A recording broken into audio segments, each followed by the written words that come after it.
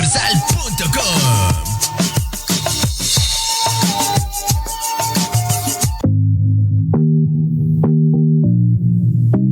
You're listening to Positive Vibes with Shane Nikolic, making positivity and gratitude louder in a podcast world. Positive Vibes with Shane Nikolic.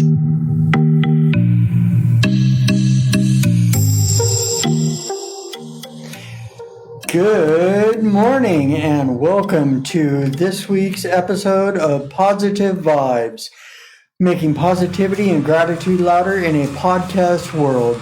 And this morning, as my guest, I have my roommate Ricky Leslie, and he's going to share with us about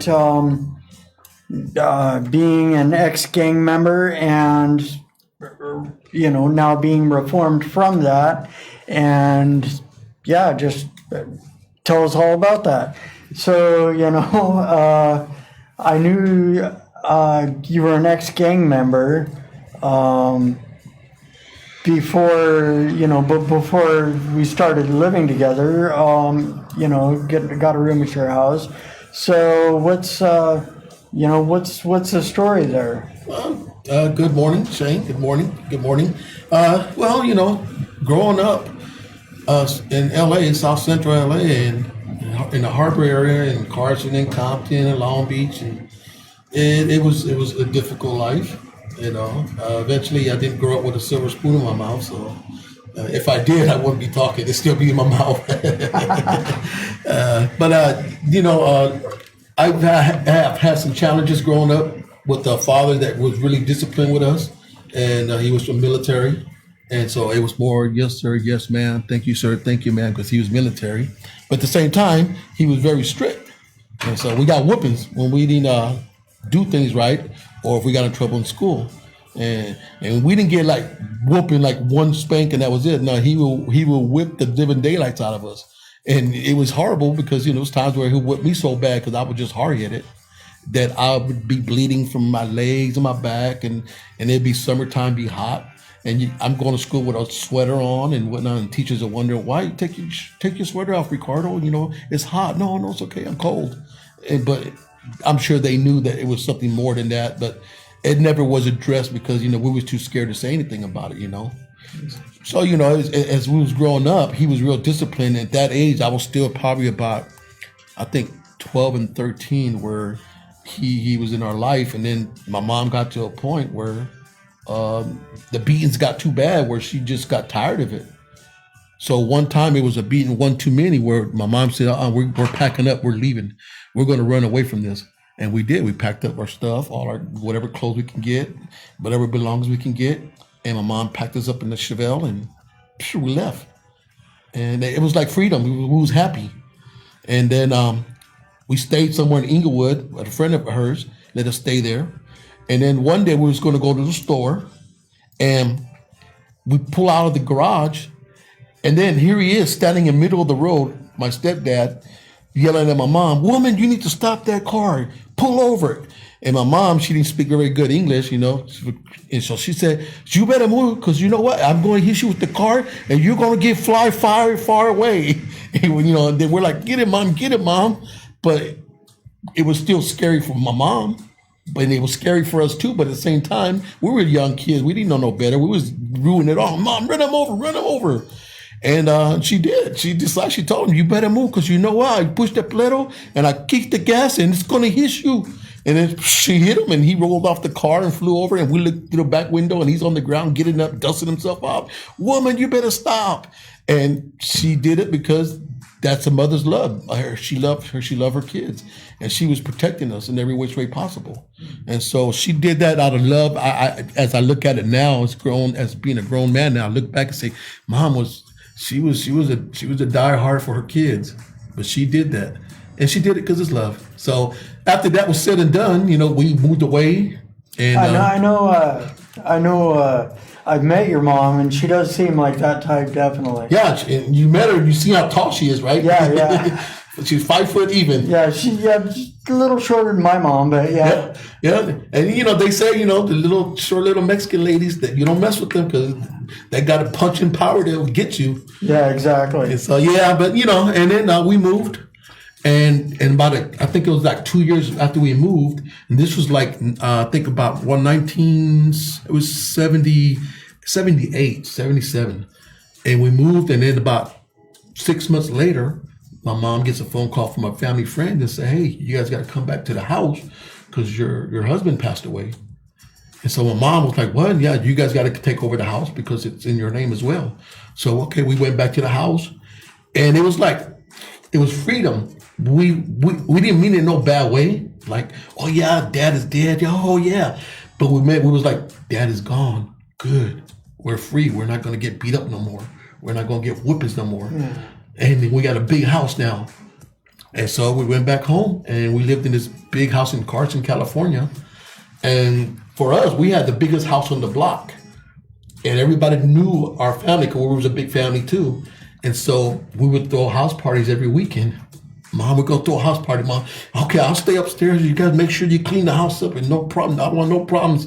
And we would do this on a continuous basis. And it was cool. Mom was just trying to be the cool mom because that's how she was. She was like, I love my kids. You can have a party, but you guys make sure no problems. Yeah. So, in all sin and light, and after a while, that's when the gangs was becoming more prevalent to us at the schools. I was at elementary school. I went to elementary school out there, the Delamo Elementary. And that's when I started experiencing fights. I would get into fights. And every day it's like I had a notebook set up fights. I had a fight like with everybody. Ricardo, you're going to fight what's his name this week? Why? You got to fight him for the king of the school. Well, I got to fight for the king. I don't want to be king of the school, but that's how it was growing up. Yeah. We fought to be the king of the school at elementary school. So, we would fight. And then after that, if I lose, well, I'm not the king. He's the king. All right, cool. Then another guy comes and then, hey, you got to fight him to show him that you could be king. I don't want to do this. So, but it became to a point where then that's when the gangs really started coming out.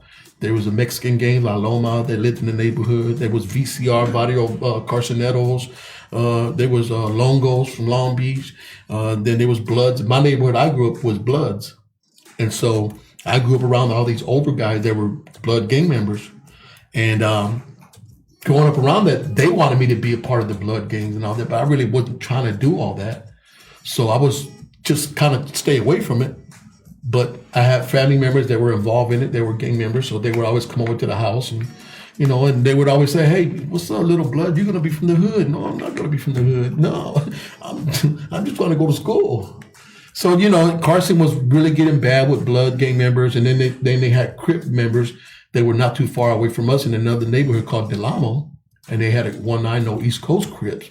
And so then he had Centerview, another little gang.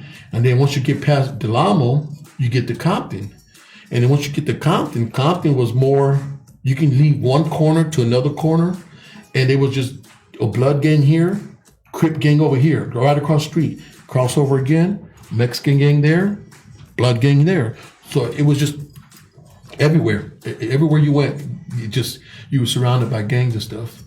So, couldn't get away from it. No. And, it's something like you don't want to be a part of it, but if you don't, then you're going to get beat up or get bullied and stuff. And then if you get bullied, then, if you don't fight back, then you'll be looked at, he's a punk, he's a sissy, he's nobody, man. We can beat him up every time. And like I said, I have fights every day. Every day I have fights. So, then got to junior high school, and that's when I really started experiencing, gangs and stuff. I ended up took a BB gun to school because I thought it was cool and got in trouble. So my mom got mad, you don't go nowhere. You stay home. You can't go to the park. And Mom, it was just a BB gun. No, they could have shot you, whatever, this and that. And then time went along, and then I started hanging around with gang members, at junior high school. And by that time, I started carrying my first gun, a little 22, and that made me a superhero guy. I was bad now. I got a little gun on me. Yeah. And it's sad, but that's where we are today. Yeah. That's where we are today. And so From junior high school to high school, I was getting more involved in the street life. I started hanging out and being a drug dealer. And me and my homeboy that I kicked it with, me and Slim, we came a long way. We were both out there making money because I thought it was okay. I don't glorify it now, but I look back and see it and I say, well, dang, I did that because my mom didn't have enough money to buy us shoes. So it was the only way that we was going to buy our own shoes. And my mom couldn't afford it. Back then we had Payless. So that's, if you got Payless shoes and you went to school with some Payless shoes on, people's going to make fun of you. Oh, you got some Payless, some fake Reeboks, those are fake Nikes, man. You got Nikes. You don't got Nikes. You got Nikes and Nikes. And they make fun of you. This is what I used to do when I was in junior high school. I would find somebody's Nikes they threw away in the trash, and I would go and cut out the Nike emblem. And I get super glue and put it on my tennis shoe like from Payless and stick it on. And people will see me be like, hey, you got some Nikes? Yeah, I never seen those before. It's the brand new one, man. You won't see these. It's the only one they had. Well, I remember, you know, you say that and it's like about Payless shoes. And I remember being in junior high and my stepmom would get our school clothes at Kmart. And or some of them anyway, and so I'd go to school wearing, you know, shoes that came from Kmart, and I'd get razzed on by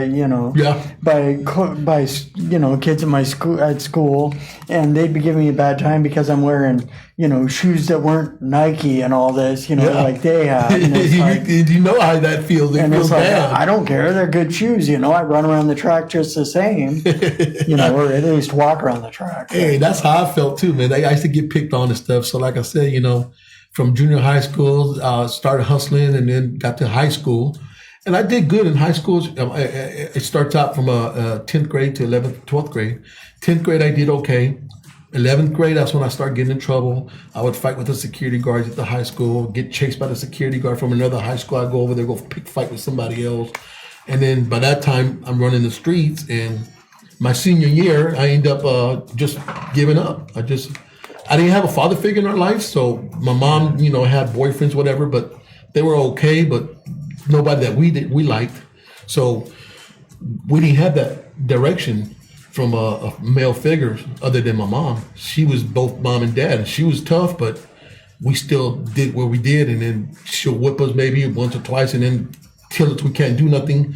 But we knew how to butter her up and clean the house up. We got to clean the whole house, Mom. I washed all the dishes, like vacuumed the whole house. Can I go to the house party? Oh, that's why you do it, because you want to go somewhere. I said, yeah. And, you know, she wouldn't go for it, you know. But then after that, like I said, my senior year, I got more involved in the lifestyle. And then the worst case scenario happens. You know, I got pulled over one day and I had 2 guns in the car. So I went to jail, first time going to jail. And the officers kept the guns. They said suspicion of having weapons in the car, but they kept the guns. So when I went to court, they even said the same thing. Well, suspicion of having a weapon, say that again. And then I looked at the officer, I shook my head like, wow, this is how this really is, huh? So they let me go. And then about 3 months later, some guys jumped my baby brother. And that pissed me off because I don't like people messing with family. That's how I grew up. Family's tight. And then, so, okay, they did that. And go look for these guys. And so me and my homie went out and looking for these guys. And next thing you know, I end up pistol whipping one of the guys. He was a twin dude. They were twins. And I got his twin brother, but the wrong one. I wasn't looking for him. I was looking for his brother. But because he looked like him, I just took it out on him and they pistol whipped him and left. And then we came back and then we ended up shooting up the whole neighborhood. And then the cops were looking for us for like weeks or whatever. And they finally caught up to me and caught me and did a raid at my mom's house and kicked in the door. And my cousin was visiting from Mexico. He didn't understand English. So they kicked him in the chest, put him on the ground. He didn't know how to speak English. He didn't know what they was talking about. And all this happened because I went out there and did a drive-by shooting and all that. And I thought that was okay. And then I went to jail. And then that's why I start realizing who your friends really are. You know, the guy that was with me, you know, he ended up turning on me and he told on me, gave up information that I was like, wow, really? He told on me like that? Wow. So then, I had to suck it up and say, well, I admitted to it. I told him I admit to what I did. I was wrong. I pistol whipped the guy. I shot up the guy. I did that. But then they gave me the God that was with me. They gave me all his charges. They gave me all his felony charges because I didn't know he was 14 years old. I'm 17 and a half, going on 18, and he had a full beard and everything. And they charged me with all his charges. And so I took a plea deal, and I was looking at first at 25 to life at one moment because they was trying to pin a murder on me, and I had nothing to do with it. And I fought it, and they dropped it. And then I pleaded to everything else. I admit to pistol whipping the guy, doing all that. I admit to everything. Just give me my time. I want to go do time. And so I ended up getting about 10 years out of it. And out of the 10 years, I ended up doing 8. And this is mindful. This is my only first time ever being in trouble with the law. But because I had just got out of jail they said I had weapons. And the judge told me, if I see you back in here again, I want to make you an example. And he saw me back at the courthouse in Compton, and he made an example out of me, and he gave me 10 years. And so I was 18, and they were supposed to send me to a YA youth authorities. And instead, they sent me straight to the big house, Chino. And it was terrible. It was terrible. But that's where my life was then. Now I thank God every day. I'm a God-fearing man, and I believe that anybody can be reformed and changed if they choose to. It's a choice. It's a decision. A person picks up a gun to protect themselves. If they decide to do something different with it to hurt people for no reason, that's a choice. That's a decision that person makes. And I believe in my heart that after I did all the time, altogether I probably did about 15 years of prison time. And all that time I've been in and out, I kept waking up and realizing this is not what I want to do. I lost my little brother when he was 14, when he got killed at 14 when I was locked up. His best friends killed him. That's the crazy part. I tell people all the time, you think best friends are best friends until you see the ugly side of them. And my little brother, he was trying to be like me when I was locked up, trying to be a little dealer, but he was also smoking crack and doing drugs. And he owed the guy some money, I guess, from what our story was, $50 or something like that. And they found out that he had money and shared it and gave some money to somebody else. And then he invited them over to come eat dinner at the house. These are his friends. He invited them to come over to my house. I'm making some tostadas or whatever. They went over there, and while they were inside, they had a couple of their friends put holes in the tires of the cars. And so then they left. They said, well, let's go out and have some drinks, man. Come on. Mindful, he's 14, but he was out there too, being wild. Yeah. And I was locked up when that happened. And I had a weird dream. Everybody, I don't know if you ever had the premonitions. And premonitions are real. People don't understand that. If you have a premonition, something, it tells you, wakes you up out your sleep, and something bad's happening. That's what had happened. I woke up in my sleep. I see my little brother in a pool of blood in the dream. And I was scared. So the next morning I called home and I asked my mom, where's my little brother? Where's Kid Tough? Oh, he took off with your chain. Back then we had beepers. He took off with your beepers and your chain, and I don't know where he's at. Mom, find him. And then I called a couple friends of mine. Hey man, you got to find my little brother, man. And then I think it was like a Sunday or a Monday morning when I called. And my other brother answered the phone and, hey, bro, hey, look, talk to mom. And, everything okay, mom? Yeah, mijo, but I have to tell you something. I said, what? They found your little brother. I said, he's all right? And he said, no, he's dead. He got killed. He got shot. And his friend that did it, they were out bragging about it. That's how we know that they did it, because they was out talking about it. But it was his best friends that killed him for $50. So it goes to show you that life is not valued at what people really think life is valued.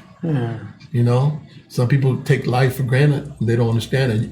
You could be here today and gone tomorrow. So I just think I'm thankful that I met some good people while I was in the institution. I met some great people in there. I met some smart people. Like I was telling you earlier, I met Huey Newton from the Black Panthers, and we talked regular basis. Very smart guy. And he gave me some wisdom, and then I took his wisdom words. And even though he was in there too, but he wasn't a bad guy. He just made bad choices, just like I did. And I took wisdom, and with wisdom, knowledge, and made it become power. And so after all done with my life and living this lifestyle, I ended up coming out here to Washington State, moving out here to help my brother out with his kids because they were acting up. And so when I came out here, I ended up putting together a program, a gang prevention intervention program, and became a motivational speaker to talk to kids about staying out of prison, gangs, and all that. And so that's what I've done out here over the last 12, 13 years. I've done programs with a good friend of mine from El Camino, multicultural. We did stuff with the East Side Tacoma, with Safe Streets. We did stuff with Urban League. I mean, and for me, it was more just giving back to the community. If I could save one kid out of 1,000 kids or 100 kids in an assembly at the school when I talk, if I could just save one and he listens and he doesn't get involved in gangs, man, I'm happy about that. And that's what I was saying with the guy that I know, that young man that I know that was involved with the gangs over here in Tacoma. Yeah. We end up, look at him now. He's into movie acting now. He got a degree from Clover Tech. He was at Clover Tech. Now he's on my Facebook, and he's always showing up that what he's got lined up for the next movie he's going to do. And I'm proud of him because at one point he was looking at 15, 20, 30 years. And then when he got out, he finally realized that, some of these homeboys that he called homeboy are not his homeboys, and he realized that. And so it took a lot for him, but it woke him up too. So it was good, the fact that, me and him, he always tells me, hey, Rico, man, you're like Uncle Rico to me, man. And I want to thank you, man, when coming to me, always talking to me, man, because you took time out for that. And that's what I try to do as much as I can with kids that are involved in gangs.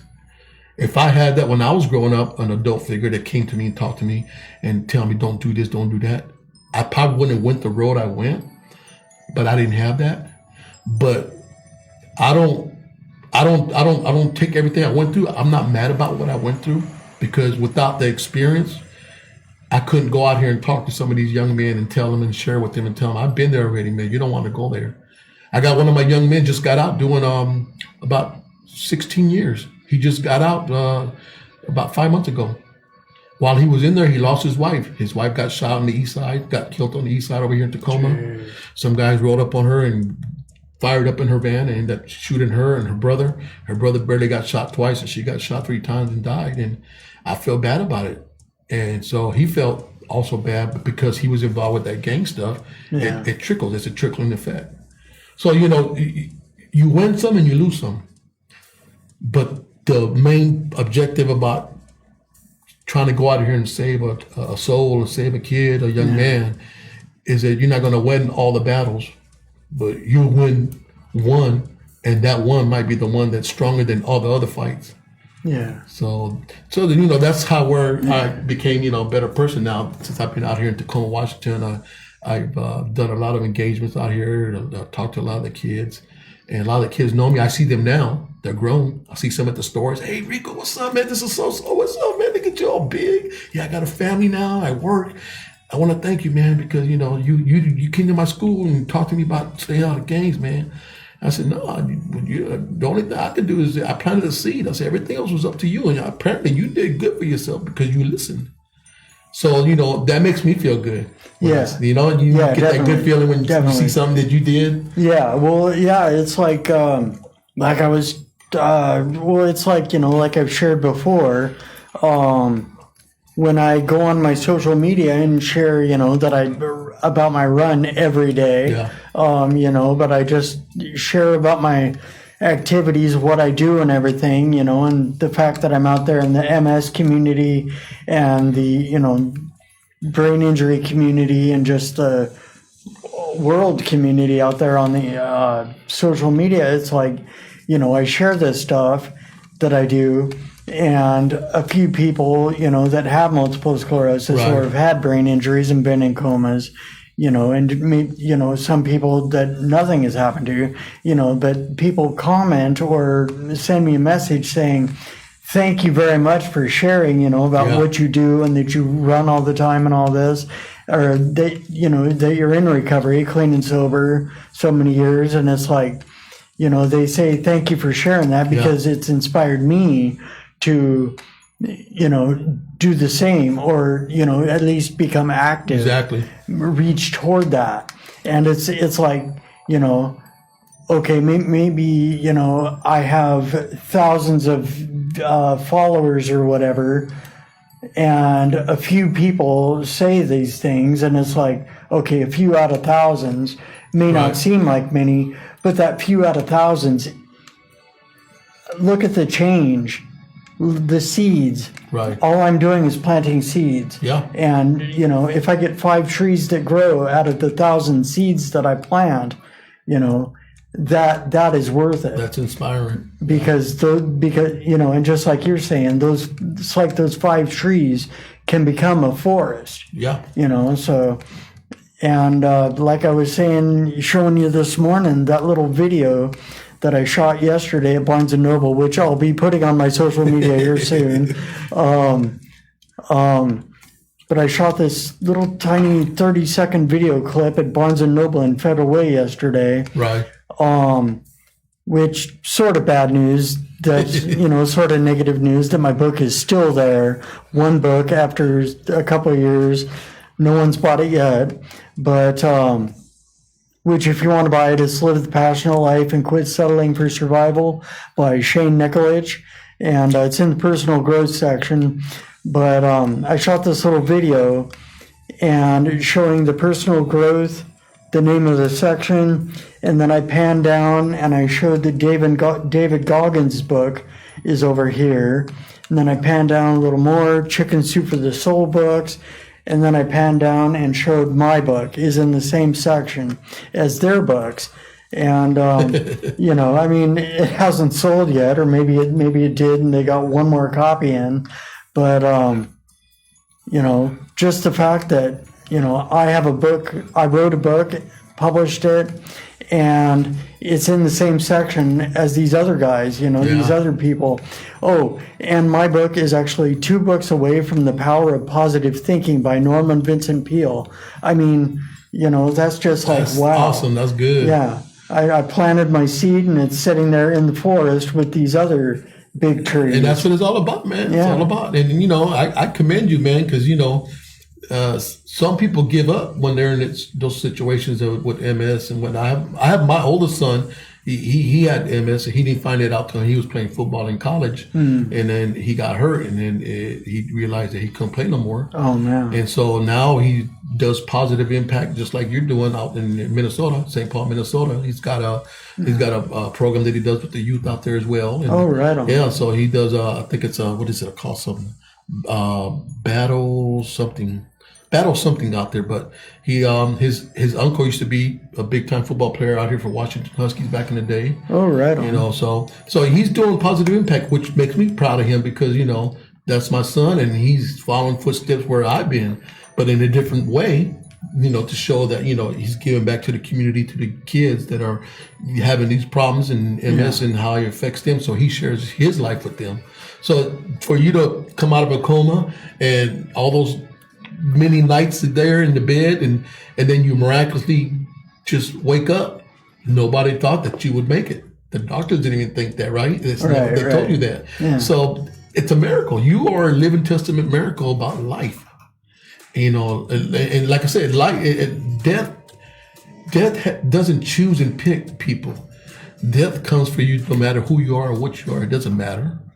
It comes at you and it'll take you away just that fast. Yeah. You know, whether it's a disease or whether it's some kind of accident or whatever, or the lifestyle you live in, it's just there. And the only way you can beat death is that you just avoid doing the stupid stuff. You know, quit being a big dummy like Sanford and Son. He used to always look at him and say, "You're a big dummy." yeah, I remember that show. Yes. I remember him saying that. Yeah, so like I said, I'm very blessed to meet great people out here in the Northwest. I've been out here about 16 years now, and I met a lot of great people out here. Yeah, and done a lot of good programs out here, and I met officers out here that I trained the police department and all them, DOC. Yeah, I trained them in gang awareness and stuff that they didn't know about that was coming out here from LA and Sacramento and Oakland and from different states and counties that they had nothing of recollection about. And when I did training for them, they were like eyes wide open, like, "Wow, man, Brother Rico, man, that's crazy that all this stuff is prevalent." and it is, and it's now that we're getting out of this pandemic, it's sad because a lot of these kids some of them are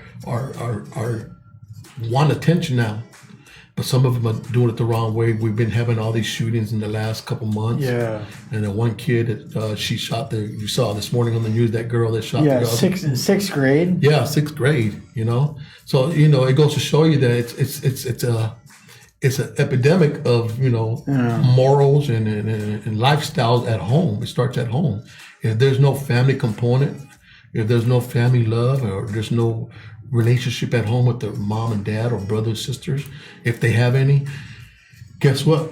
Next thing is at home, around the corner, around the block, at the park or something. They meet somebody and they sell them a dream, and the kids will fall for it because they'll fall for anything nowadays. Yeah, it's. I was just thinking about that. You were talking about no relationships at home, and it's like, I don't know. I relate to you in the fact that, I had, well, except my dad was still home, but I working on the road a lot. Yeah. But he was home. The family was together.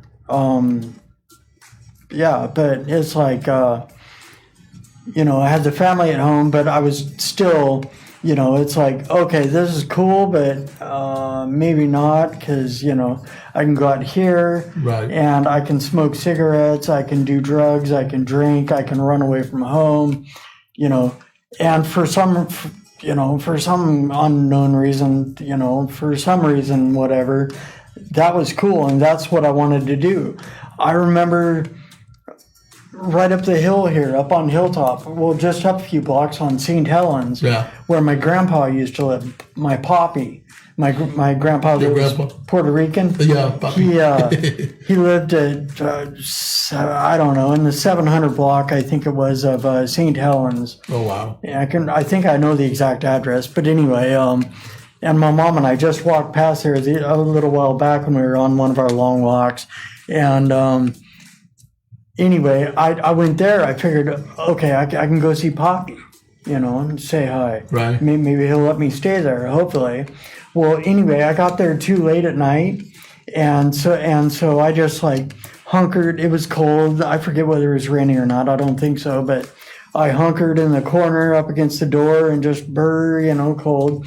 And I ended up not being able to sleep that night, barely, but actually I did get to sleep at one point. My neck was kinked in the corner like this, but woke up and I'm like, ow, that sucked. I should have stayed home, but slept in my bed, would have been more comfortable. Yeah, it would have been. but I had to be out and about. So anyway, I woke up and it was like 6:30 in the morning when I crossed to when I kitty cornered to Subway. Yeah, Subway's still there. And when kitty cornered to Subway, seeing if anyone was there, seeing if I could get in and use the restroom because I had to pee real bad. And right then a cop rolls by and asks me who I am, checks my ID, and, ends up taking me into the station, and I ended up going home. But, it's like, why do we make these bad choices? They just seem cool at the time, and let's go for that. But, and life is funny because, life is, some bad choices would take you to a good place. Yeah. And that's ironic because it does. You can make a bad choice, and for you, we'll be thinking, "Oh, I like doing this. This is no big thing," But it becomes a bad choice because you get in trouble, and then once you get in trouble, then it opens that other door that you was looking for, but you didn't want to go through that door because that door was not the door you wanted. You want the door that's fun and a party and this and that and whatever, and. Like I said, a bad choice will take you in a good place sometimes. And sometimes we have to, like I always put on my Facebook blog thing, I put up all those motivational words. And there was one that always is the greatest, that you could take something and write it down on a piece of paper and then crumble it all up and then open it back up. It still be the same perfection of what is said on the paper, but the paper will never become beautiful again. It's going to have its wrinkles no matter what because you balled it up, wrinkle it up. You can't get all the creases out of it now, but still, you can still read it. So you're going to have all the blemishes in your life, but guess what? You still are a better person. Yeah. So that's why I say, that for you, I commend you for you coming so far from where you've been in the hospital bed. You could have been dead, but deep down in the soul and the mind, you was a fighter and you fought to wake up. And that's what happened. You fought to wake up and you woke up, and you're here for a reason. Yeah, exactly. So we're all here for a reason. Everything happens for a reason. Exactly. Yeah. And I think we hurdle some good hurdles in our life.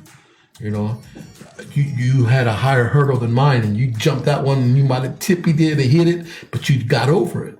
Same thing I did. I jumped over the high hurdle, but I barely hit it, but I made it over. And when you make it over, it's all about looking forward and just taking that run to the next hurdle.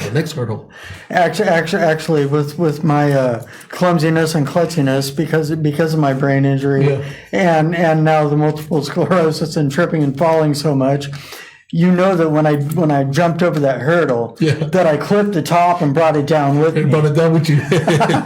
But I just kept on moving. I know, and you're right, because I remember what was it, 3 months ago, where I asked you what happened. You had a little scar on your arm, and you said, "Oh, I tripped over the sidewalk over here." And I'm like, well, why are you not looking down? I just didn't see it. But guess what? It still made you a strong individual. You got up and you still kept doing what you was doing. You didn't stop and didn't cry and say, "Okay, I'm done with this. I'm going home." Yeah. No, you got up and you dusted yourself off, and boom. And I don't know. I see people. I don't want to point or pick on any group or whatever, any individuals, but because it's like for everyone.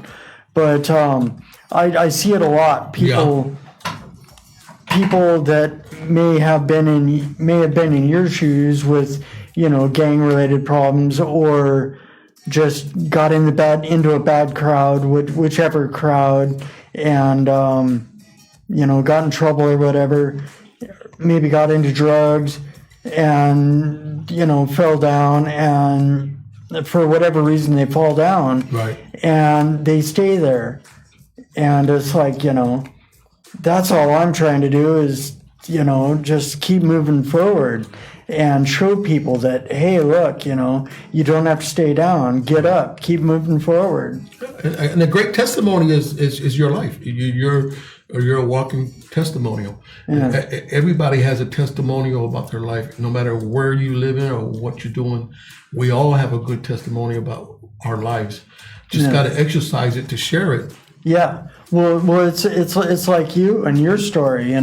It's like you didn't just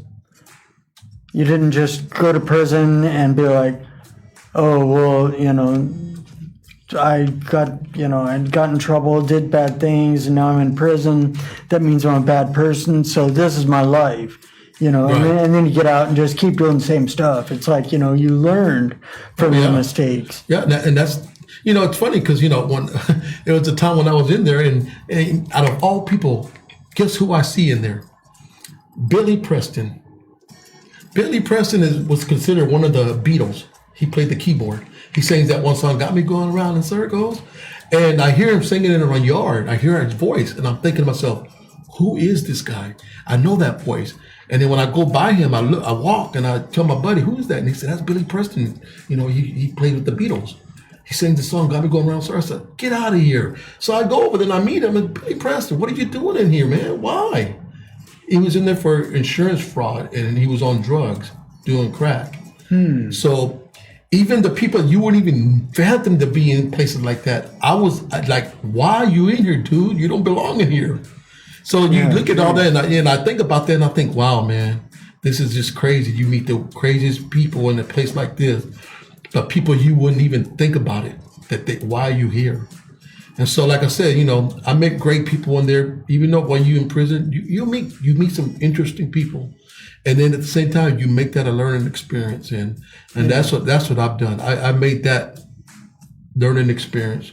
I mean, it's a horrible place to be in. I wish that no young man out there, any young man that hears just us talking about this, If you could take any word from me to them and let them know, hey, look, man, if you're doing anything wrong, if you're out there getting in that life and gang banging and drugs or whatever it is you choose, think about it real quick, man, because prison is not a place you want to be at right now. It's more horrible than it was when I was in there. I've seen guys get stabbed, get their face cut open, their neck cut open, get their head cut open with batteries in the sock, lock in the sock. I've seen guys get jumped, stabbed up. I mean, and it's not a pretty place. And now it's even more worse now. So I don't wish it on no young man, no young lady, nobody. You know, if I can tell them one thing, is tell them that don't get involved with the gangs. They're not really your friends at all. You know, they don't care about you. When you get locked up, guess what? Guess who's going to be the one's going to be there for you? I learned. The only person who's going to be your ride and die would be your mom and dad if you have them. Those are the only ones. If you didn't burn those bridges, they're going to be there no matter what. Your homeboys are not going to come visit you. They're not going to send money to you. They're not going to take care of you. They don't care about you. They cared about you in the street because it was all the street hood. Yeah. So that's, if I give any kind of wisdom, any wise advice to any young man and young lady and anybody out there, don't go that route. There's better things out there. Get involved with other stuff. Get involved with communities. Get involved if you have MS or something. Get involved with, contact Shane. Talk to him about it. He'll connect you with the right people. If you get involved with gangs and you need somebody to talk to Shane. He got my connections. I'll do whatever I can to. I'll come to your houses. I'll do interventions. I go to people's houses and talk to their parents about their kids and help them out. So, you know, anything I can do to make your life a little more simple, man, I'm open arms. Yeah. You know, so I don't know what else to say to them other than, you know, don't get caught up. Yeah. Yeah, exactly. It's like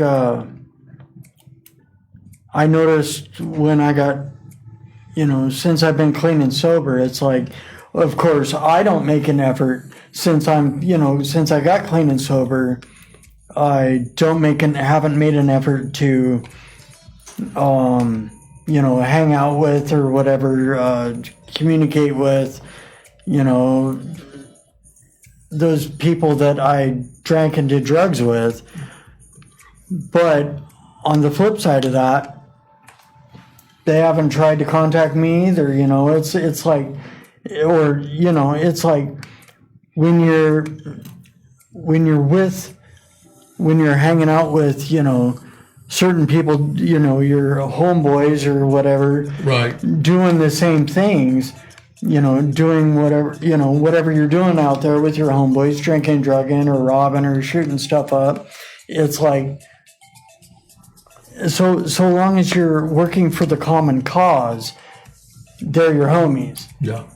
Or your friends or whatever. But, you know, once you start going a different direction, you find out who your real friends are, your real homies, because they will, you know, come with you, you know, or still communicate with you. Oh, yeah. And the rest of them, you know, they're still going that other way. And so it's like, they don't have anything to do with you. They don't want anything to do with you. They don't want anything to do with you. Yeah. And my old saying is, I always tell everybody, less friends, less problems. That's just how it is. Yeah. Less friends, less problems, you know.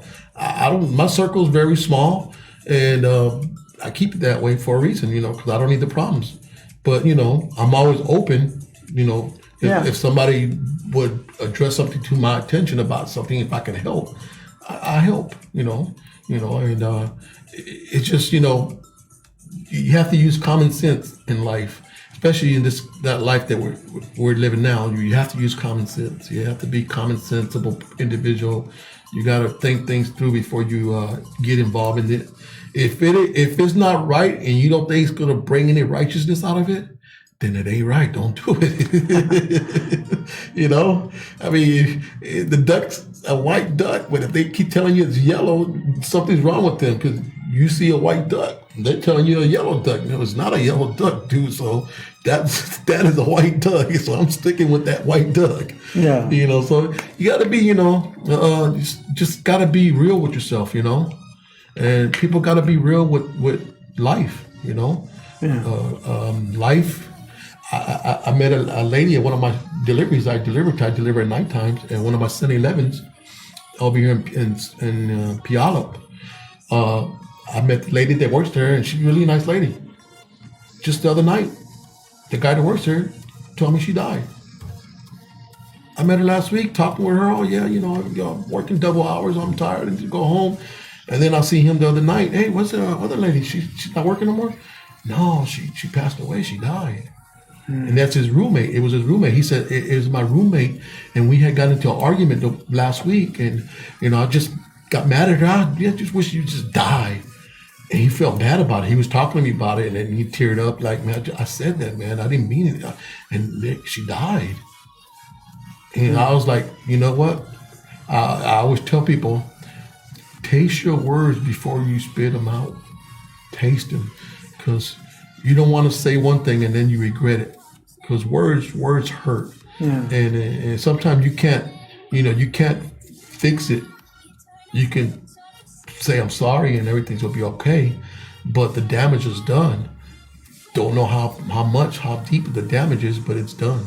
It's like a cracked mirror. If you ever have the mirror you look in with the handle one, if you crack it, it still stays together because it didn't break. It just cracked. Yeah. But when you look in it, you get a double vision of yourself, because now with the crack, it's showing two of you, and you're like, now you look into the split mirror, and now you gotta like make a decision. Do I buy a new one, or do I keep looking in this cracked mirror and then decipher which one I want to look at?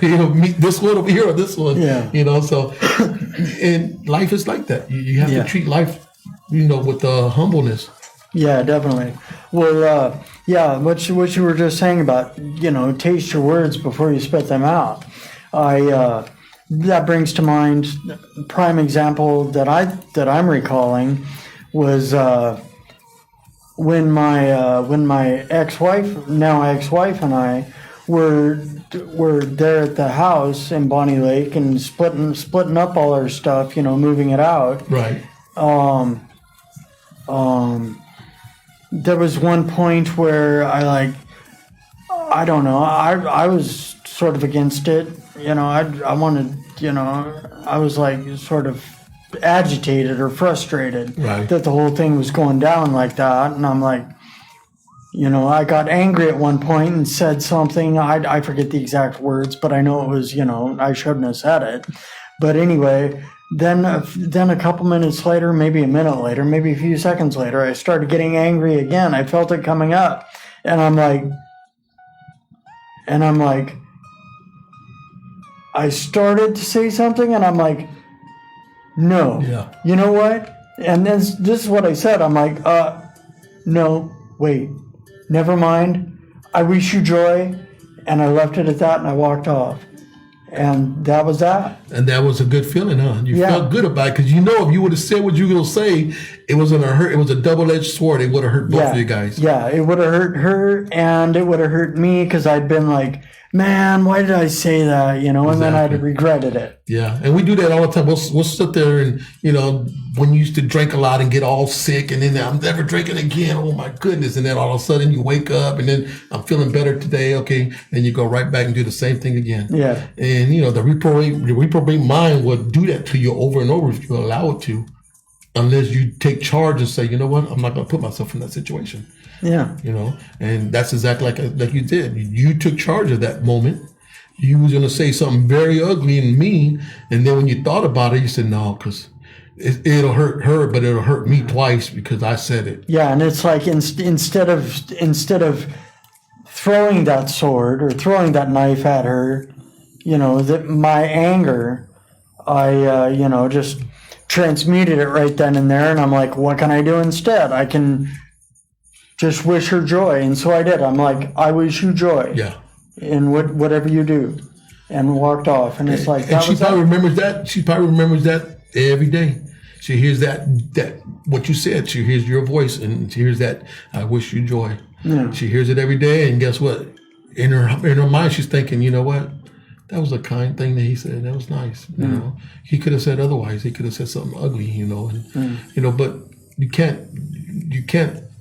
How would you say? You can't expect something good come out of something ugly, unless you know it's something that you think it's it's going to benefit two people or anybody. You say the right thing because you know it's the right thing to say. Well, and it's like something I learned early on in the 12-step program I am in. Early on, so I was like, I started going to meetings when I was like, 17? Right. Probably like 17 or 18. I heard and learned, about the process of making amends. Right. And making amends, sure, it's maybe it'll comfort and console the other party, the party that we're making amends to. Right. It'll comfort and console them, maybe a little bit. But it's more cleaning up our side of the street, Right. And so it's like just that part about that I switched it around and said, "I wish you joy." It's just like flipping it around, transmuting the situation. So it's presenting positivity to her, and so that more presenting positivity on my part. Right. Not so much. I mean, a benefit is that I won't regret saying the negative thing. Right. Exactly. That's a benefit, but it's more for presenting positive. Yeah, because you would have been like the guy that I just talked about. What if you would have told her, I wish you die? Yeah. And just like he did, he actually did tell her that. I wish you just die, girl. And then a week later, she died in her bed, and he felt bad about that. So it hurted him now. Now he's hurting because he's like, man, why did I say that? Did that happen to be 7-Eleven up on 38th? No, this was the new one in Puyallup, Valley. Oh, okay. Yeah. So, but other than that, I mean, that stuff right there hurts. And when you make a choice and decision to choice words and what words you want to say, because, guess what? Those words are lasting. You got to make a decision, make choices. Be better with your words and be knowledgeable, understanding that people got feelings and you got feelings and everybody else got feelings. Yeah, exactly. It's like, and that's just it, the name of the show, Positive Vibes. Exactly. Or just like the original that is ages old is Positive Vibes, or good vibes, good energy, just energy. But they got to get you a book so they can understand it, right? They got to, man. Well, yeah, that would be bomb. And by the way, my book is on Amazon Kindle. But at any rate, that's what it all boils down to is, just positivity and putting, what are we putting out there into the universe? Right. Into the cities we live in, into our circle of people, circle of friends and family. Right. What kind of energy are we putting out there? Are we putting positive energy out, or are we putting negative energy out? Right. Whatever we're, just remember that, like we were talking about earlier, the seeds we plant are the forest that will grow, exactly. Or the garden that will grow. And so, put positive seeds out there, you'll grow a positive garden or positive forest. Exactly. So true. True. I'm with that. I'm with that. The more seeds we plant, the more we can get out of it. And like you said, if it's 1,000 seeds we put out there and only 1,005 of them grow, that's a great thing. Yeah, exactly. So, Yeah. Well, it's an honor, man. I'm honored to be here. I'm honored to be on your show and stuff. I'm honored to... I know you said a while back, hey, man, I'd love to be a guest on your show. Well, now we're doing it. Now you're a guest on my show. Well, I'm glad to be a guest, and I appreciate you guys honoring me, let me come over here and share a little bit. And same time, man, if anything I can do to help you out, you already know. You know where I live at. Under the same roof. Right downstairs. All